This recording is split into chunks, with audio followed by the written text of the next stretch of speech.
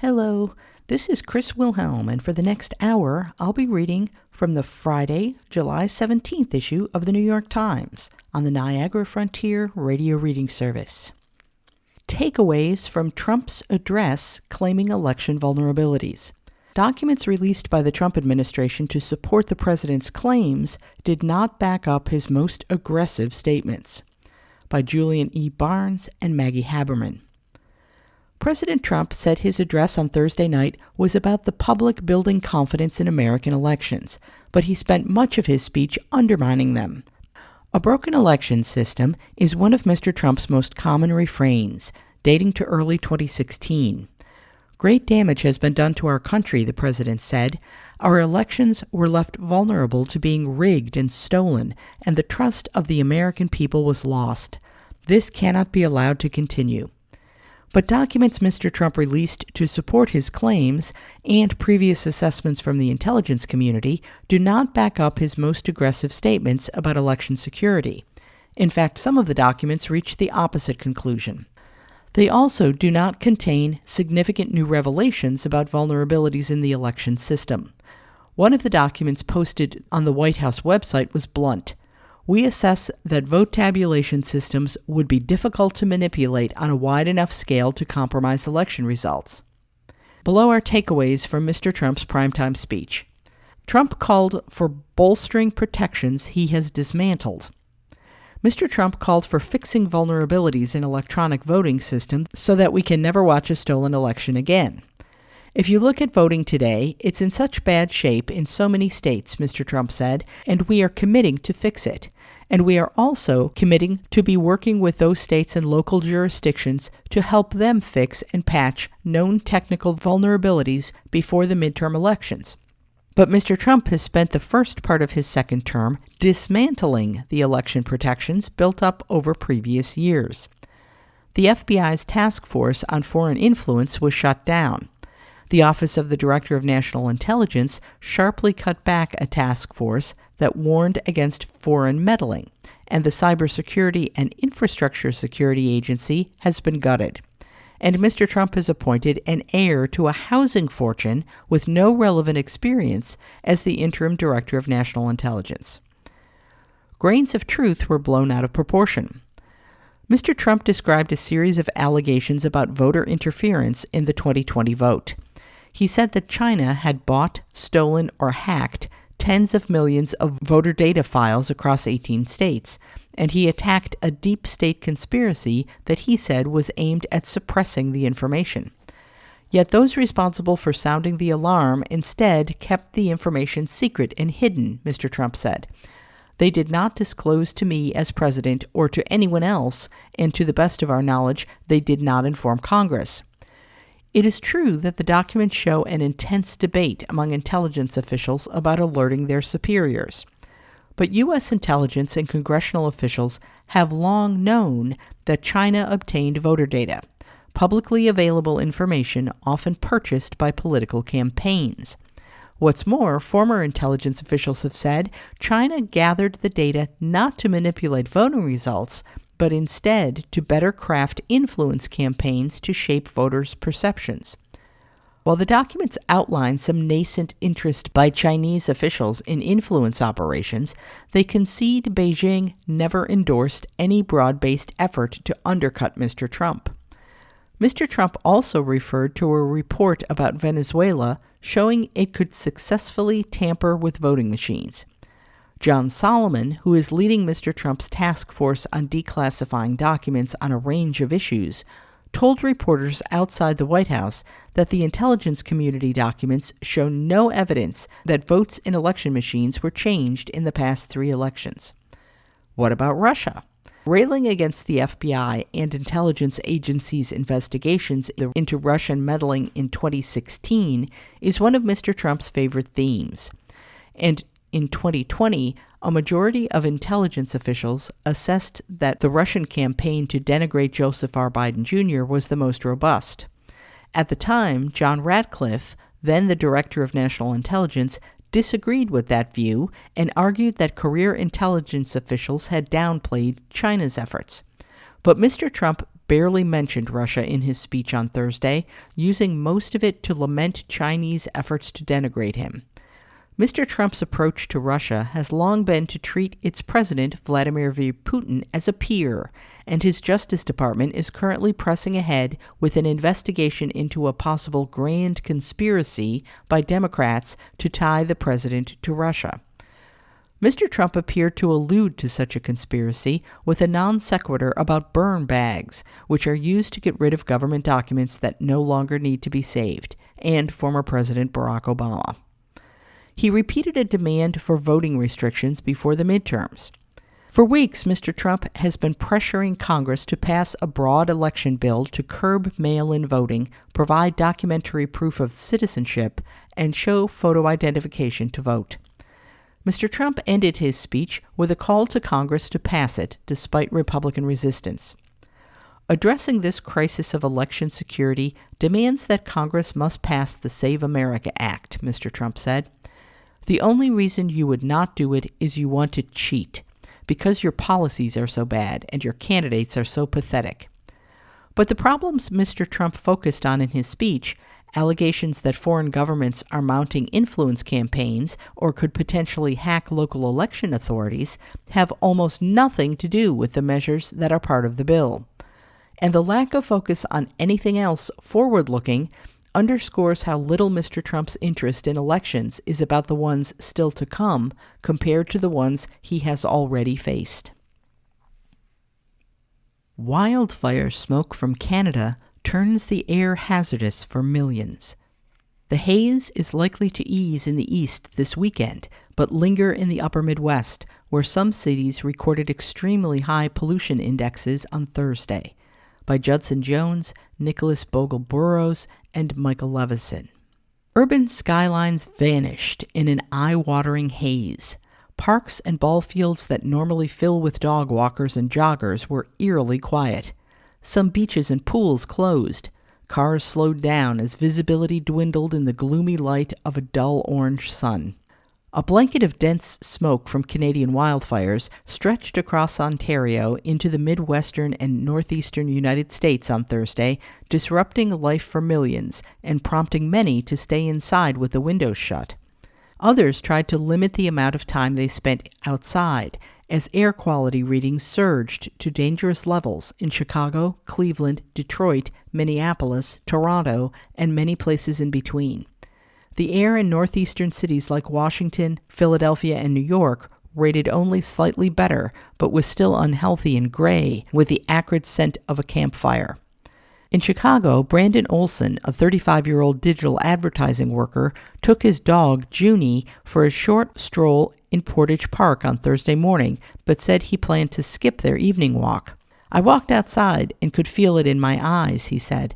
"I was not expecting that. It has a metallic taste and probably isn't too good of an idea to be out here long." In New York City, Robert Vargas felt unsettled as he took his 9-year-old son Aiden to Soundview Park in the Bronx on Thursday afternoon. "I'm worried it could mess up his lungs," Mr. Vargas, 47, a retail store manager, said as his son kicked along on a scooter. Firefighters on September 11th inhaled all that smoke and they started getting sick down the line. The bad air was the product of about 800 wildfires burning across Canada, particularly the roughly 180 that have been burning in Ontario, where the fires have prompted air quality warnings, road closures, and some evacuations. More than 150 crews and nearly 50 firefighting aircraft were working around the clock to extinguish the fires, the Premier of Ontario, Doug Ford, said on Thursday. The smoke spread widely into the United States this week as the same high-pressure system, known as a heat dome, which led to brutal heat in the Midwest and the Northeast, trapped the smoke and pushed it close to the ground. By the weekend, as another weather system pushes the hottest air away, the heat and the smoke are expected to ease in the Northeast, allowing for cleaner air during the World Cup final in New Jersey on Sunday. But in the upper Midwest, closer to the fires, the smoke and the heat are likely to linger through the weekend. Summer wildfire smoke, common in parts of the western United States, may become part of the new normal in the Northeast and Midwest, As climate change drives global temperatures past record levels, it is making severe fire weather more common, drying out plants and soil and raising the chances of longer, more severe forest fire seasons, researchers have found. A similar cloud of smoke from Canadian wildfires hung over New York City in June 2023, delaying flights and prompting the cancellation of 3 big theater productions and 2 Major League Baseball games.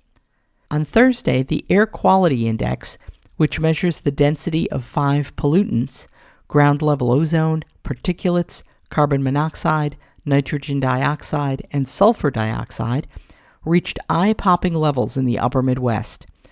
An AQI of 50 or below represents good air quality. Anything over 150 is considered unhealthy, and over 300 is hazardous. In the western Upper Peninsula of Michigan, the AQI hit 785. In Toledo, Ohio, it was 775. In Milwaukee, where the AQI was 460, Dave Sell drove to Bradford Beach on Lake Michigan with his dog Yo-Yo. The beach was mostly empty, with only about 15 people there, rather than the thousands who normally crowd it on a typical July day. The lake was clouded in a suffocating haze. "You can't even see the blue water," Mr. Sell said.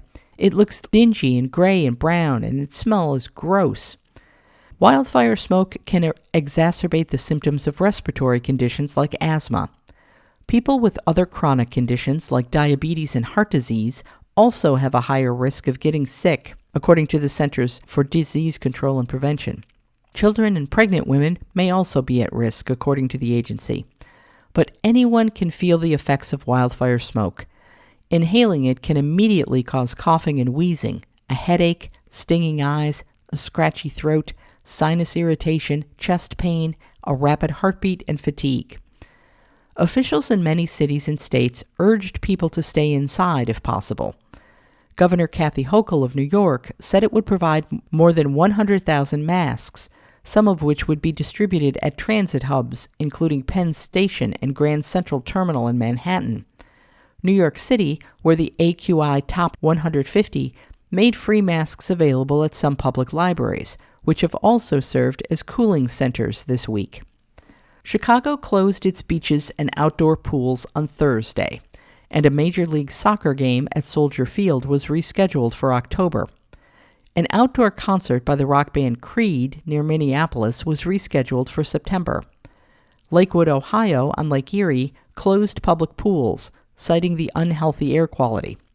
"It's terrible out here today, and I can tell it's a little harder to breathe," said Terry P., 71, who took a morning swim in Lakewood before the pools closed.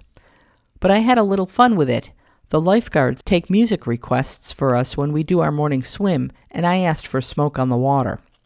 The United States and Canada have had a tense relationship since the start of President Trump's trade wars, and 4 Republican House members from Michigan sent a letter to Prime Minister Mark Carney of Canada this week accusing the country of mismanaging the wildfires. "Michiganders shouldn't have to breathe Canada's negligence," one of them, Lisa McClain, said in a statement. Senator Bernie Moreno, Republican of Ohio, said he would introduce a bill next week to penalize Canada for this atrocity. Mr. Carney, asked at a news conference in Ontario to respond to the criticism, said, "There must be a contribution from the United States in the fight against climate change." For others, the smoke was a reminder that American cities, for all their creature comforts, are not immune to the dangerously poor air quality that has become an inescapable part of life in other parts of the world. As Raj Advani, 44, a software engineer who was walking his dog in New York City, put it, "This is how it is in Delhi every day." You are listening to a reading of articles and features from the New York Times on the Niagara Frontier Radio Reading Service. 2 dead and scores rescued as flooding engulfs central Texas. Flooding from relentless rain, which Governor Greg Abbott said was likely to break records, left a trail of damage in many communities in the Hill Country region. By J.C. Fortin, Pooja Salhotra, Edgar Sandoval, Saley Aranda, and Judson Jones. As the Guadalupe River rose to treacherous levels in Comfort, Texas, on Thursday morning, emergency workers knocked on the door of Jody Koopman's recreational vehicle, not far from the muddy, rushing waters, and told her it was time to go. Ms. Koopman, 53, a retired librarian, found shelter at a nearby high school with her husband, sister, 2 children, and 4 pets. She said that it had been difficult to leave her camper and most of her possessions behind and at the mercy of the bloated river and the relentless rain. "I knew that it would rain," Ms. Koopman said, acknowledging the deadly deluge in the area 1 year ago, "but last year was supposed to be the 100-year flood. This is unexpected." Torrential rains have submerged much of central Texas in floodwater, killing at least 2 people, forcing scores of others to evacuate their homes, some by helicopter, and leaving a trail of damage along the Guadalupe. By Thursday evening, conditions showed no sign of abating. Uvalde, Johnson City, and Comfort may experience peak flows among the 5 most severe on record as water thrashes from the Frio, Pedernales, and Guadalupe rivers, Governor Greg Abbott said at a news conference on Thursday evening.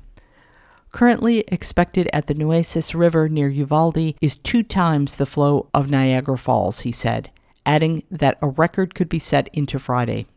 City and county officials all across the Texas Hill Country, particularly areas west and northwest of San Antonio, have issued flash flood warnings and evacuation notices, saying the conditions are life-threatening.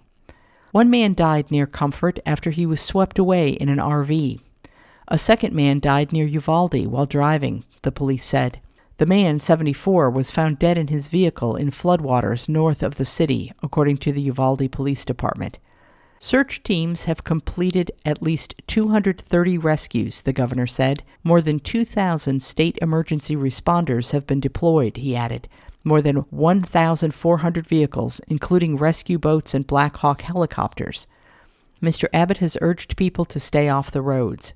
In Comfort, the river's height had earlier reached up to 37 feet, according to the National Weather Service, rising more than 25 feet in an hour. In photos and videos on social media, residents across central Texas captured jarring scenes. Deer bobbing their heads just above the rushing waters of Cibolo Creek, metal debris floating down a road in Ingram, and storefronts in small towns full of hopelessly damaged and waterlogged wares. Many Texans who were affected were still reeling from last summer's floods. "We're unsure of what to do at this point," said Haley Caswell, the general manager of Buck Wild Animal Rescue in Ingram, where she said her coops, pens, and supplies had suffered serious damage, just as they did last year. "We did make a lot of progress," she said, of the recovery of her business since last summer, but this is more than a setback. The Weather Service issued a rare high-risk forecast for excessive rain in parts of central Texas on Thursday morning. It issues that level of alert only rarely, although it is not the first time it has done so this week. Over the past decade, some of the deadliest and most destructive floods have occurred in areas that forecasters said were at this level of risk. Much of the rain has eased temporarily by late Thursday, but scattered storms were still moving across the region, threatening more flash flooding on saturated ground. Storms continued into Friday with flash flood warnings for parts of south-central Texas, but the rain is expected to lighten and drier conditions should arrive by early next week. That could bring some relief to a thoroughly soaked landscape. In some parts of Texas, rainfall totals since Monday have reached almost 2 feet. In Carville, the Carr County seat, residents were advised to shelter in place on Thursday. Barbara Walker, 56, who owns a flower shop there but lives 20 miles away, woke up early to the sound of pounding rain. Then came a text message with bad news. A tenant of the apartment above Ms. Walker's shop, who was evacuated before dawn, shared some alarming photos. "My shop is underwater," Ms. Walker said. "Last year's floods did not do nearly as much damage," she added. "This is something that has never, ever happened before." A judge in Carr County signed a disaster declaration on Thursday, citing extensive damage to roads, sewers, homes, and schools. "I have determined that this incident is of such severity and magnitude that an effective response is beyond the capability of Carr County to control," Rob Kelly, the Carr County judge, wrote in the declaration. Heavy rain and flash flooding are not uncommon in Texas in mid-July, but this week's rain brought painful memories of the catastrophic flood about a year ago in central Texas that killed 139 people, including 25 campers from Camp Mystic, a girls' camp on the Guadalupe River. Flash floods are now threatening the same area. Joe Herring Jr., the mayor of Carville, said that lives had been saved this week by improved flood warning systems. Since last year's tragedy, sirens have been installed along the Guadalupe River, and many residents took the evacuation warning seriously. This community has grit, Mr. Herring said, not once but twice. The Hill Country is part of an area known as Flash Flood Alley that is particularly susceptible to dangerous flooding because of its steep terrain and shallow soil that does not soak up much water. In and around Uvalde, about 80 miles west of San Antonio, and one of the cities most affected by flooding, officials closed major highways and many city streets and ordered residents to shelter in place unless they were in immediate danger. Businesses along much of Main Street were closed as the water crept higher and higher overnight into Thursday. Gat Mitchell, who owns a honey business in Uvalde, said that the rising floodwaters had soaked important paperwork, like invoices, and washed away thousands of dollars worth of inventory. Jars spilled out, he said. Glass broke. The flooding has not been so bad in San Antonio, where he lives, he said. But the rain was adding up there too, and the roads were a mess. There was just wreck on wreck on wreck, he said. Residents there on Thursday were still making sense of the destruction left behind by a tornado the day before. It ripped through the Rim, a commercial center on the north side of the city, uprooting trees, battering the facade of a Marshall's store, and tossing air conditioners into buildings. Sally Palacios, a waitress at a nearby IHOP, said that she sensed something wrong on Wednesday morning when the skies suddenly darkened and the doors began to tremble. I felt scared, she said. Tornadoes are not something you see every day. The IHOP avoided the worst of the damage, said Adeline De Leon, a manager there, but other businesses weren't so lucky. It looked like a movie, she said. I've never seen anything like it. Americans are spending, and not just on necessities. Lower gas prices have been a relief for households struggling with higher living costs, but now they are creeping higher again. By Talman Joseph Smith and Ben Castleman. When food prices began rising rapidly at the end of last year, American households spent more on groceries. When gas prices spiked this spring, they spent more on fuel. After all, what choice did they have? But with inflation cooling, at least for now, and the moribund labor market showing some newfound life, there are hints that more Americans are taking the opportunity to spend more on what they want, not just what they have to buy. Retail sales data from the Census Bureau on Thursday provided the latest evidence. U.S. retail and food service sales were up by a solid 0.2% in June, a slight deceleration from April and May numbers, but it builds upon a steadying trend. Spending in discretionary categories like furniture stores, electronics retailers, and restaurants all rose. For the second quarter as a whole, sales were up 6.4% from a year earlier, before adjusting for inflation. For wealthy Americans, spending freed up cash on hand is nothing new. Buoyed by surging stock portfolios, the rich have been shelling out for first-class plane tickets, fancy meals at restaurants, and other luxuries. The highest-earning top third has helped keep overall consumption robust, despite high interest rates, tariffs, and other economic headwinds. Many other households, however, have been struggling just to maintain their standard of living amid rising prices and slowing wage growth. Debt levels have soared in recent years, and saving rates have tumbled. The challenge became even more acute when gas prices jumped this spring, leading inflation to outpace wage growth. Now, though, there are tentative signs that discretionary spending may be rising among lower and moderate income households as well. The government doesn't break down spending by income level on a monthly basis, but data from private sources points to early evidence of a turnaround.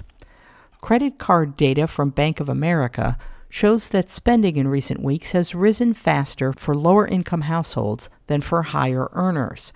And they were spending more not just on essentials, but also on discretionary items like restaurant meals and travel. What was really notable was how broad it was, said Liz Everett Chrisberg, the head of the Bank of America Institute. It wasn't just one group, it was all of the income groups. It wasn't just one category, it was retail and services.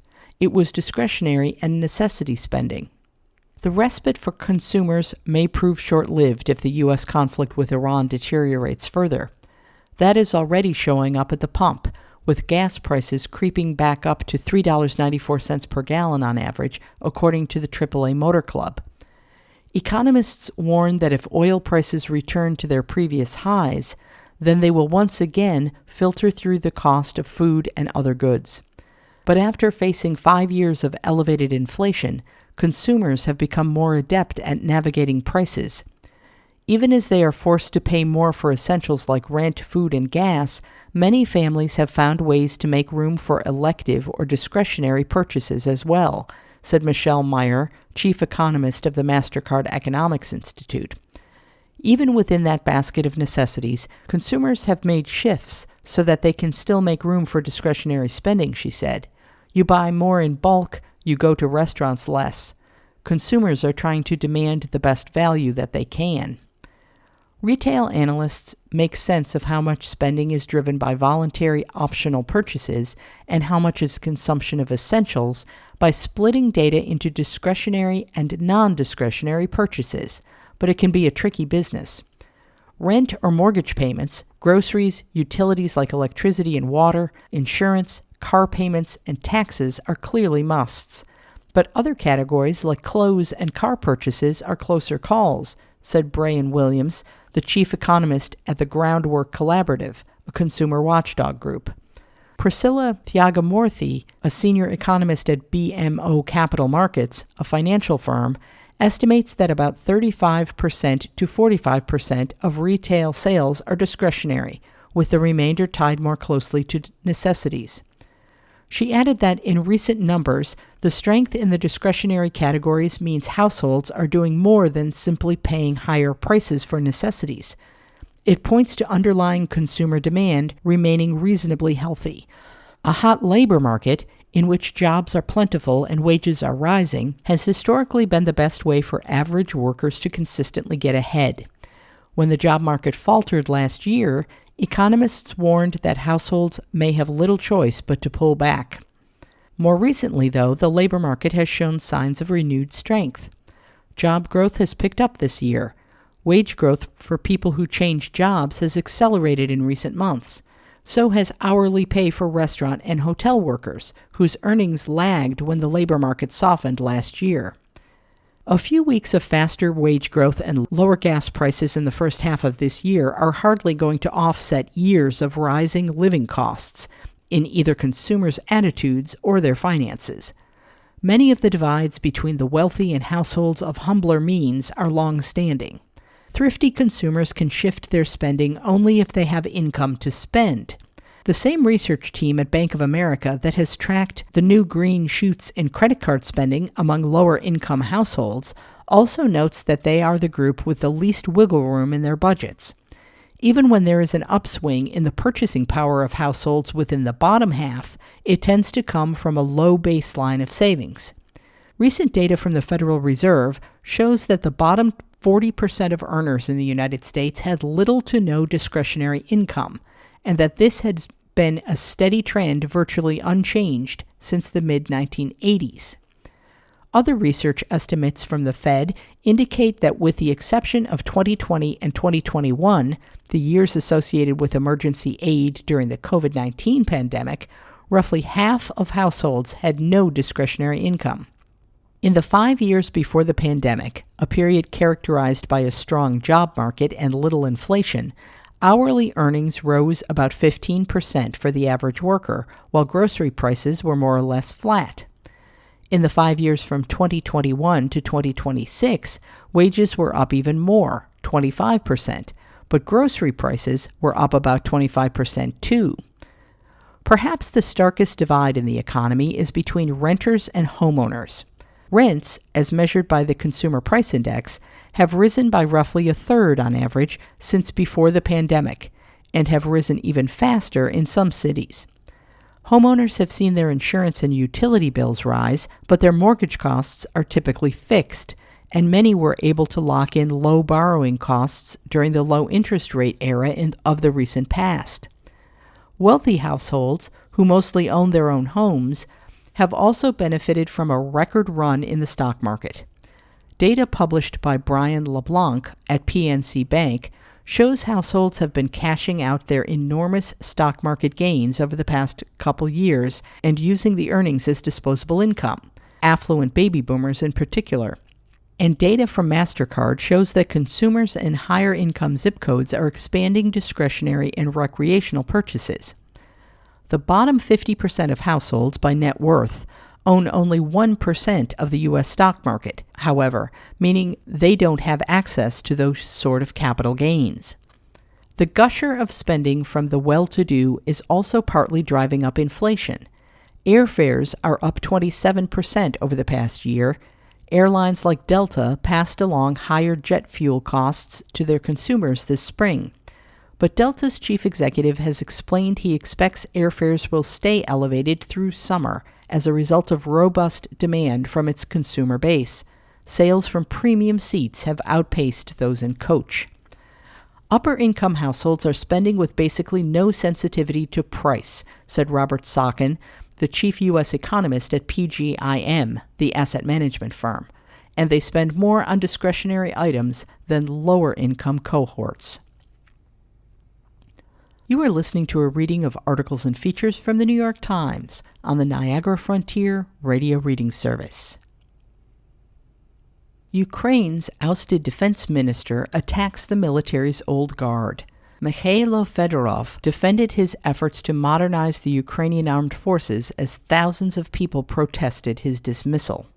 By Cassandra Vinograd, Andrew E. Kramer, and Alexander Chobko. Ukraine's ousted defense minister, Mikhailo Fedorov, issued a fervent defense on Thursday of his efforts to modernize the Ukrainian military and directly attacked the country's top general as thousands of Ukrainians took to the streets to protest Mr. Fedorov's dismissal. At a news conference in Kyiv, the capital, Mr. Fedorov said that he had urged President Volodymyr Zelensky to remove his primary antagonist in the military hierarchy, Alexander Syrsky, the commander-in-chief, but the president declined. Mr. Fedorov, who clashed repeatedly with Mr. Syrsky while championing a high-tech vision of warfare dominated by drones, accused the commander-in-chief of blocking all of our initiatives.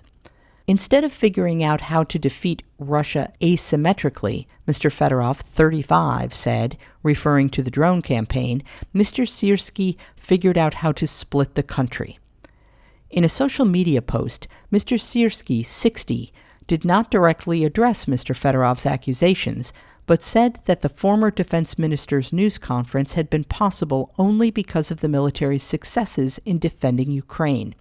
We need to focus on the war and on an effective strategy that is currently demonstrating concrete results, Mr. Syrsky wrote, thanking Mr. Fedorov for his service. Mr. Zelensky acknowledged the rift that had led to the shakeup and the protests, saying he would have preferred unity. In such circumstances, you have to choose one side or the other, he said at a news conference alongside Prime Minister Keir Starmer of Britain, who is visiting Kyiv. Ukrainians rallied in cities across the country to demand a reversal of Mr. Fedorov's dismissal just 6 months into his tenure.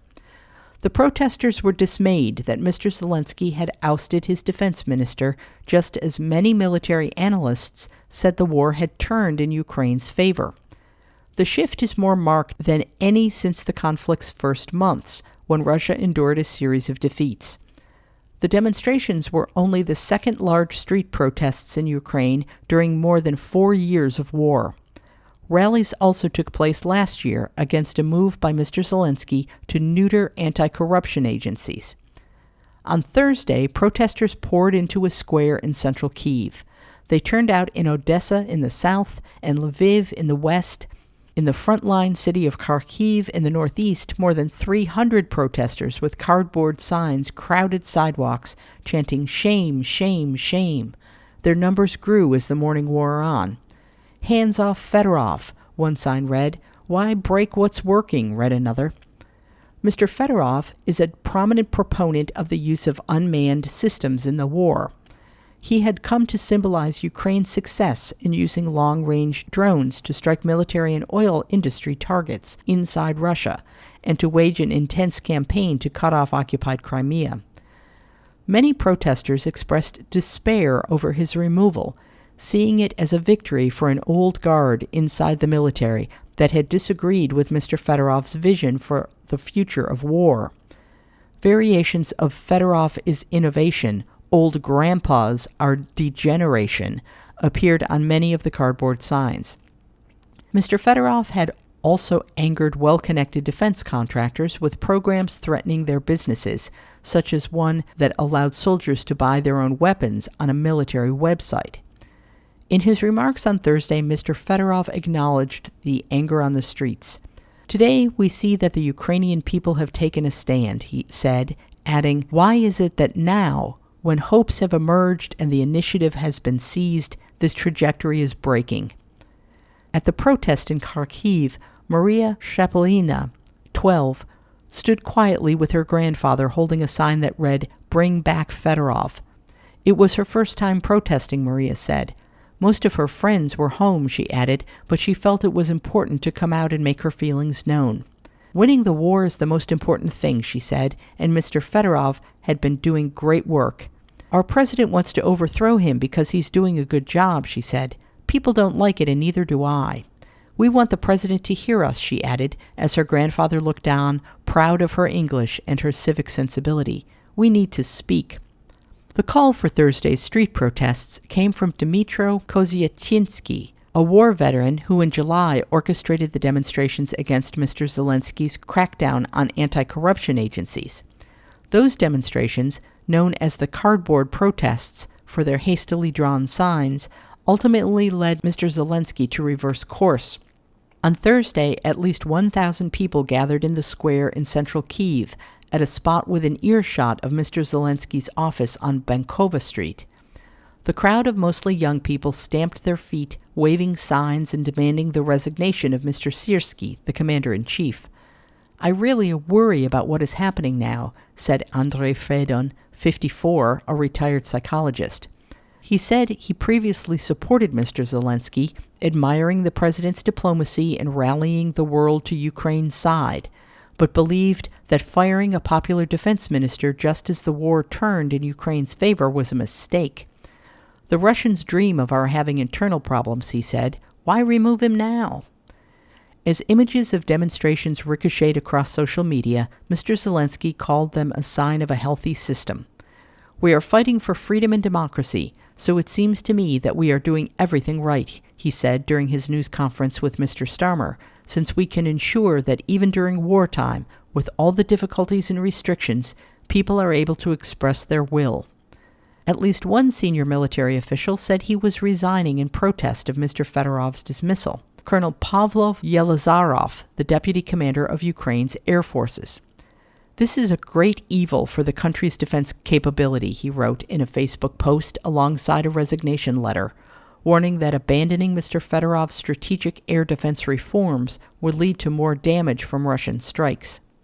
Many other Ukrainians shared their dismay on social media, including Deep State, a Ukrainian organization with ties to the military that tracks battlefield movements. "Dismiss Syrskyi," Deep State wrote in a post on Telegram, where it has more than 765,000 followers. In Kharkiv, Katerina Arkhipova, a protester who works at an IT company, said that Ukraine could win the war only by having a young, reformed system with new approaches, rather than with outdated Soviet approaches to life, war, and regulations. Some serving soldiers joined the demonstrations. Nazary Yeremenkov, 25, protested what he called a glaring injustice, saying he hoped that the power of the people, the power of free speech, will bring more sanity to the legislative system of Ukraine. He pointed to Ukraine's deep strikes into Russia, its campaign to cut off Crimea, and its attacks on Moscow to ramp up pressure on President Vladimir V. Putin as proof of Fedorov's value. "Me and my brothers in arms, we see an increase in efficiency," he said. The crowd behind him chanted, "Parliament, say no," urging lawmakers to reject Mr. Zelensky's choice to replace Fedorov, reported to be the Interior Minister Ihor Klimenko. Mr. Fedorov's departure comes during a broader government reshuffling that has included the resignation of Prime Minister Yulia Sverdlenko. Mr. Zelensky replaced her with Serhiy Koretsky, the chief executive of the National Oil and Gas Company. While Parliament voted to approve the nomination of Mr. Koretsky and other ministers, the vote for defense minister was delayed, a possible sign that Mr. Zelensky could face trouble in gaining approval for his choice. In his remarks at the news conference, Mr. Zelensky said he was still considering whom to nominate. Hours later, he said he had asked General Yevhen Khamara, the head of Ukraine's domestic intelligence agency, to serve as acting defense minister. Like Mr. Fedorov, General Khamara had been in his role at the agency for only about 6 months. You are listening to a reading of articles and features from the New York Times on the Niagara Frontier Radio Reading Service. Israeli government pushes through divisive laws before election. Prime Minister Benjamin Netanyahu backed a series of laws undermining legal oversight of the government, benefiting allied media outlets and aiming to shore up ultra-Orthodox political support. By Isabel Kirshner and Jonathan Rice. Prime Minister Benjamin Netanyahu's right-wing government used the final days of Parliament before Israel's fall election to adopt contentious laws that critics say undermine judicial oversight, benefit friendly media outlets, and aim to shore up support from ultra-Orthodox political allies. The new legislation could extend the wholesale exemptions from military service for ultra-Orthodox men enrolled in religious seminaries at a time when the military is chronically short of conscripts and reserve soldiers.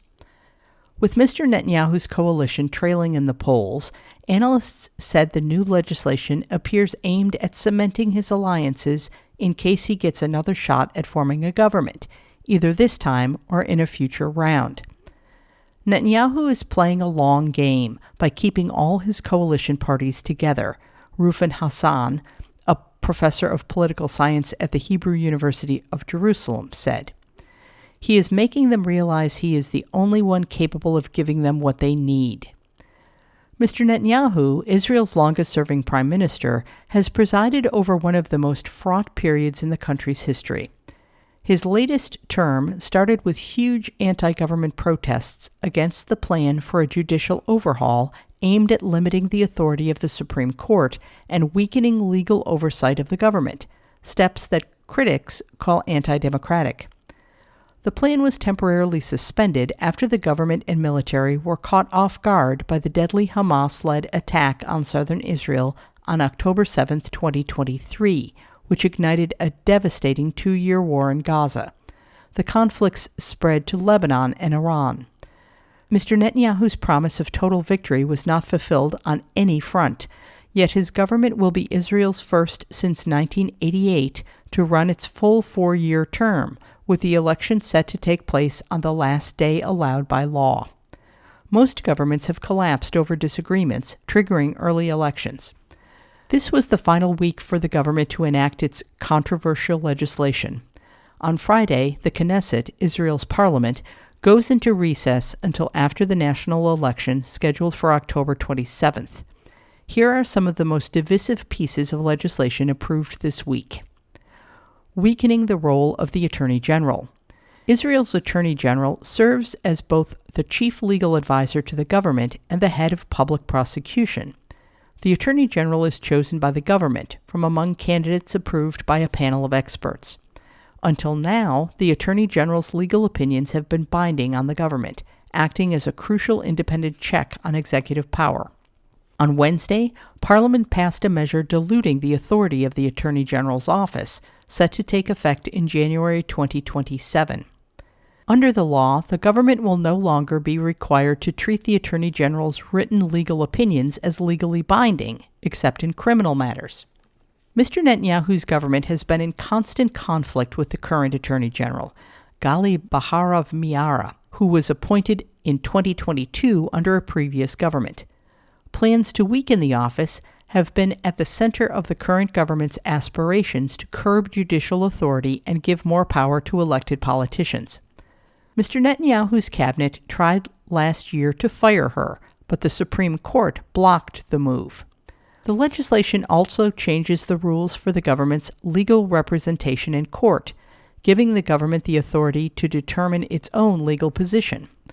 If the Attorney General declines to present that position or does not do so to the satisfaction of the relevant minister, the government may appoint alternative legal counsel, barring the Attorney General from presenting an independent position before the judges. The Association for Civil Rights in Israel described it as the most far-reaching step yet in the government's continued effort to weaken independent legal oversight. The association is one of the groups that has already petitioned the High Court to annul the new law. This move gives the government the power to decide for itself when and how to apply the law, Noah Satath, the executive director of the rights group, said in a statement. A special status for Torah students. Rather than a formal written constitution, Israel has a set of more than a dozen basic laws that govern its overall character and citizens' rights. On Monday, the Knesset passed a new basic law enshrining Torah study as a fundamental value in the heritage of the Jewish people and the State of Israel. Ultra-Orthodox politicians championed that basic law, the first pertaining to a specific sector of Israel's Jewish majority. They view it as a counterweight to Supreme Court rulings dictating that ultra-Orthodox men must do compulsory military service like other Jewish 18-year-olds in line with the principle of equality and believe it will strengthen their case against any forced enlistment. The law comes against the backdrop of widespread public resentment over the decades-old draft exemptions for the ultra-Orthodox as the military is stretched thin. Brigadier General Shea Tayeb of the military's Personnel Directorate told a Knesset committee this week that the Army's array of regular forces is reaching the limit of its capacity, and that of the reserve force may reach even beyond that. In some units, it may even collapse. Suspending penalties for draft evasion. The Knesset also passed an amendment that freezes for 4 months the arrests of ultra-Orthodox draft dodgers who received and ignored call-up notices issued in recent years, since the court ruled that the military must start conscripting them. The freeze applies to those enrolled in full-time study in religious seminaries, and will also extend to cover the summer break and the period of the Jewish high holy days in the fall. It comes out of recognition of the importance of Torah study, the amendment states. On Wednesday, just a day after the law was passed, Israel's High Court issued an order temporarily blocking it from taking effect, following petitions from opposition parties and government watchdog groups. The court is telling the government what we all knew. Deserting from the Israel Defense Forces during wartime is against the law, said Yair Lapid, the centrist leader of the opposition and one of the petitioners. Yet analysts say a fight with the court also benefits Mr. Netanyahu and his political allies. Mr. Hassan said it gives them fodder for their election campaign promise to curb the overreach of unelected judges. Underscoring what many Israelis see as the inequality inherent in these legislative moves, the Knesset is expected to approve another amendment later Thursday, extending compulsory service for those who are not exempted from 30 months to 32 months to try to address the personnel shortfall. Government influence over broadcast media. A media law that passed on Thursday is intended to remove regulatory barriers for small broadcasters and increase competition, according to the government.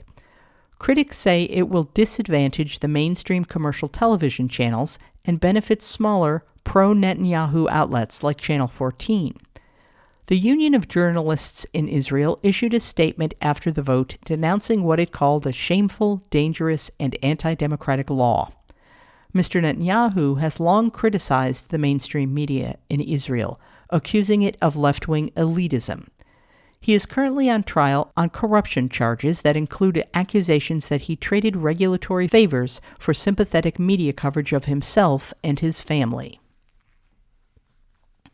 Has the World Cup turned me into a sports guy?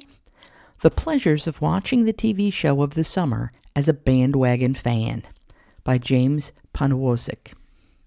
I'm not a sports guy. That is to say, I'm not a sports hater. I'll watch the occasional tennis final, an Olympic curling match, and the Michigan-Ohio State game in November, but I don't have the bandwidth to truly follow any sport. The athlete cameos and Super Bowl ads sail over my head.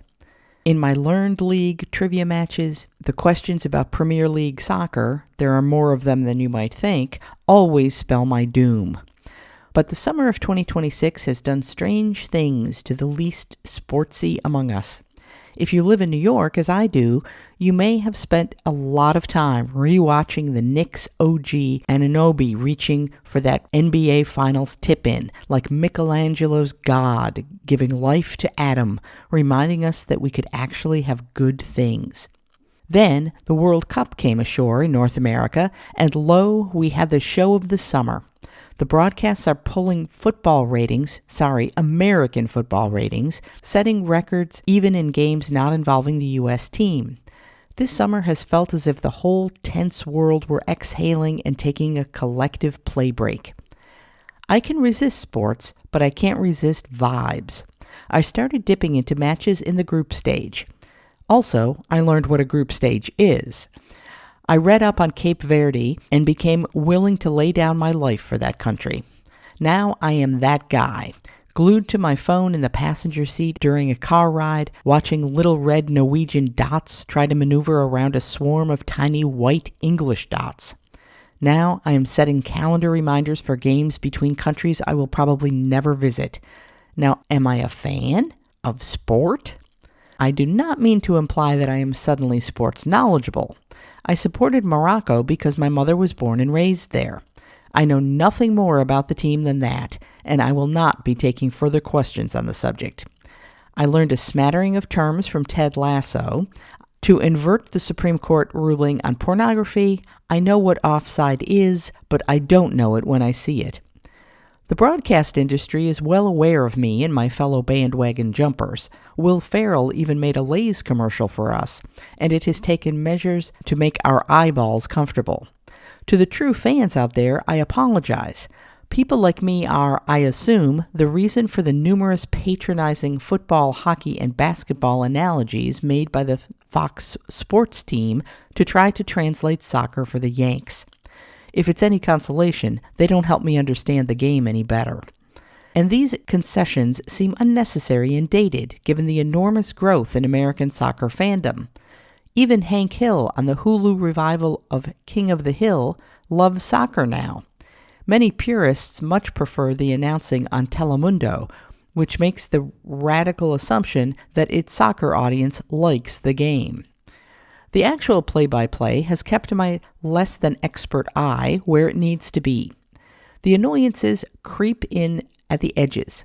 The hydration breaks that lubricate the ad sales machine, the enigmatic match momentum chart, the cringe-inducing pleas from the Fox booth for American fans not to bail after the U.S. team was eliminated by Belgium.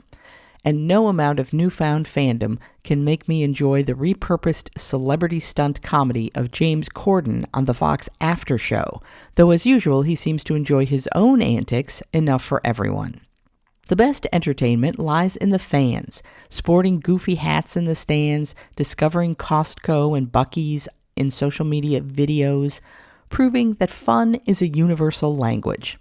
The sea of Norway fans doing their Viking row after a win, heaving and hoeing in unison to the rhythmic thump of a drum, is a special effect that House of the Dragon can't match. The play makes the cup, but the people make the world. I don't mean this in the naive sense that the World Cup brings all together and makes us forget our differences. Clearly it doesn't. It's a competition, often heightened by national rivalries and decades-old conflicts. There are wars across the globe, including the one between the United States and Iran, whose team was shunted across the border to Mexico between games. There was the presidential intervention into an American red card and homophobic chants by Mexican fans, and all these controversies were greeted gingerly, if at all, on the air. Still, this cup feels like the show we needed when we needed it. This is a time when countries on this continent and elsewhere are putting up barriers, coveting their neighbors' land, casting suspicions on outsiders, and guarding against perceived threats to their ethnic heritages. The low-stakes delights of this cup suggest that maybe it's actually good when people cross borders and mingle, bringing their cultures and silly customs to the party. Not everyone can afford the airfare and tickets, of course. The images I love most from the cup are the cutaways to the watch party crowds of ordinary fans around the world, thronging together, tensing up and exploding in cheers, transported by the same game that we're watching. We live in the age of the algorithmic feed, the personalized stream, the customized media experience. But occasionally, Marshall McLuhan's global village manages to reconstitute itself. There is still a power to these rare moments when live TV pulls us into a virtual stadium that exists everywhere at once, with a capacity of billions. That stadium will empty out soon. The cruel reality of an event like this for the bandwagoneer is that the more deeply you get into the games, the fewer games there are left. Am I going to need to figure out how to watch the Premier League? You've been listening to a reading of articles and features from the Friday, July 17th issue of the New York Times. Your reader has been Chris Wilhelm. Thank you for listening.